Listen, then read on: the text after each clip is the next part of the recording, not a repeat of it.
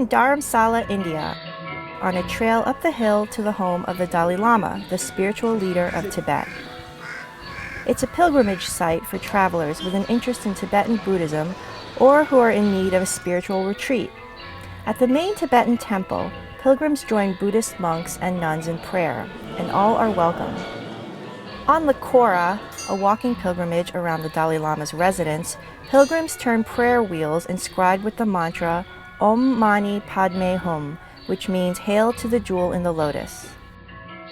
I had the privilege of meeting the Dalai Lama at his private residence, located at the top of a 6,500-foot peak in the cloud Ganj, otherwise known as Upper Dharamsala.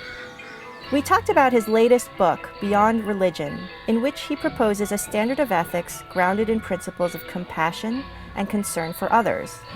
Even though the Dalai Lama is a lifelong Buddhist monk, this code of ethics isn't necessarily tied to religion.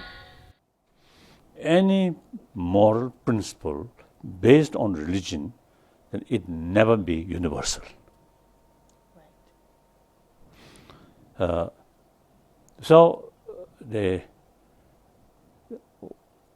What is moral principle?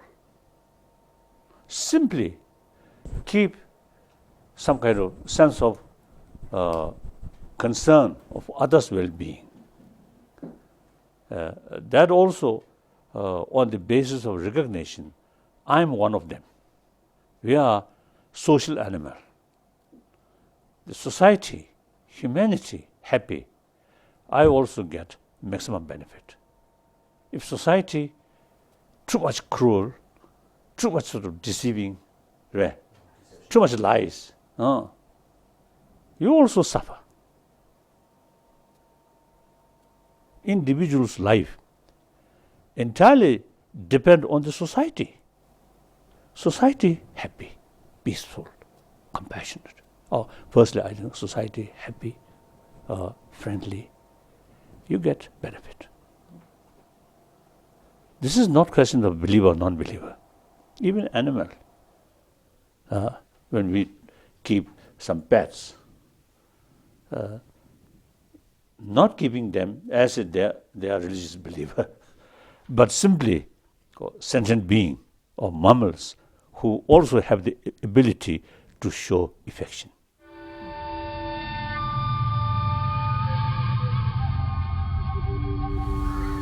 Throughout the year, the Dalai Lama holds public teachings in Dharamsala that are free and open to the public.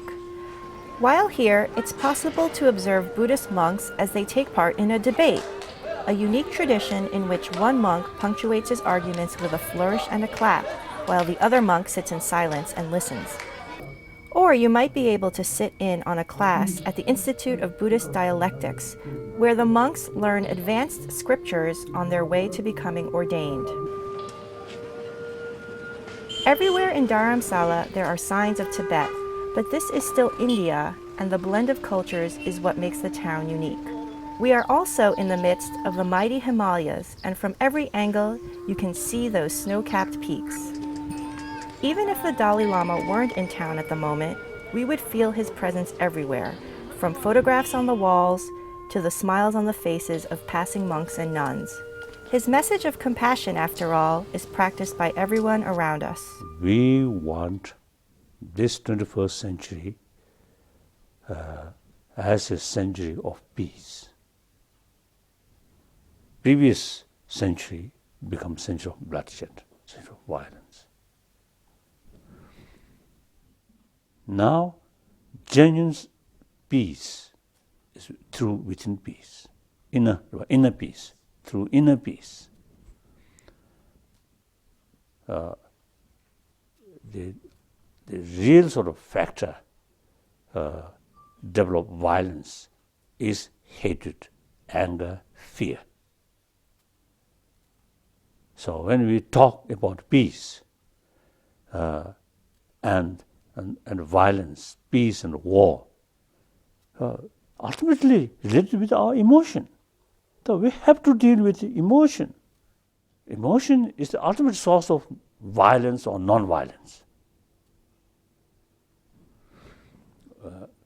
So in order to build peaceful world, non-violent world, we must deal with emotion.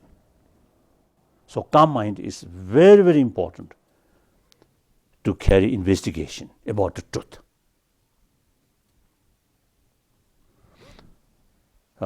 And then calm mind, how to develop calm mind? Training of anger? No. Training of desire? No.